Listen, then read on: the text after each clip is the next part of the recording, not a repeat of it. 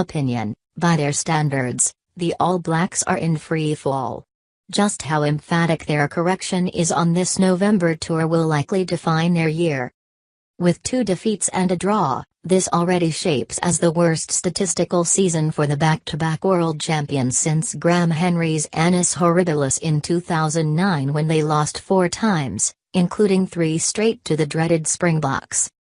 For the first time since Steve Hansen took charge in 2012, the All Blacks have lost multiple tests in a calendar year.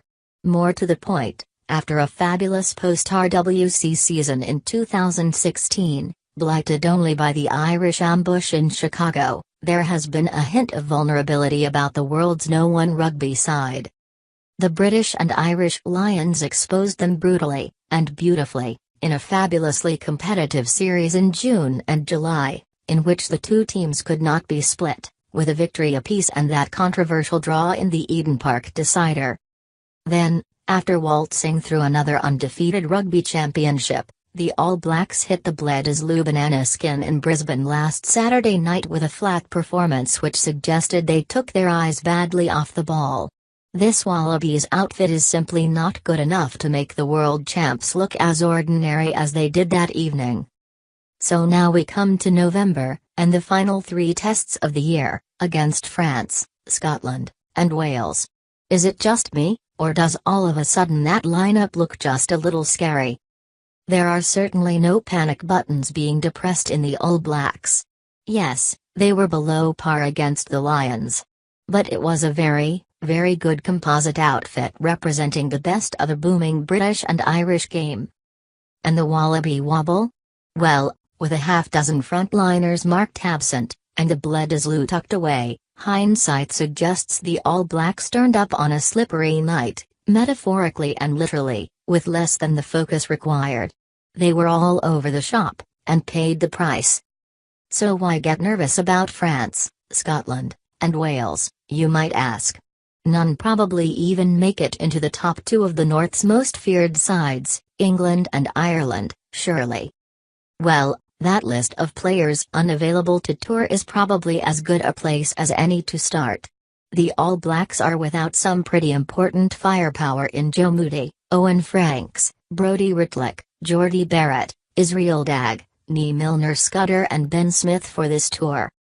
That's 3/5 of a first-choice All Black tight 5 marked absent, and should have those northern foes rubbing their hands in anticipation.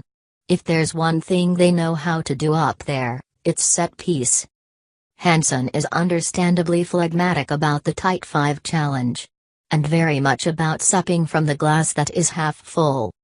We don't have any option, so we just look at it as an opportunity for the other guys to stand up and be exposed to that, he told me after unveiling his traveling squad of 37, that includes a nod to the future in the form of 20-year-old Wellington hooking sensation Asafo. Northern Hemisphere rugby is different, no doubt about that, and how we're going to handle it will be interesting. But what I do know is come the end of the season, regardless of the results, we've exposed a lot of people who probably wouldn't have been exposed unless we had the injuries we've had, and they've grown and we will have learned. We've had some adversity which this team hasn't had a lot of since 2012, and that's good for us.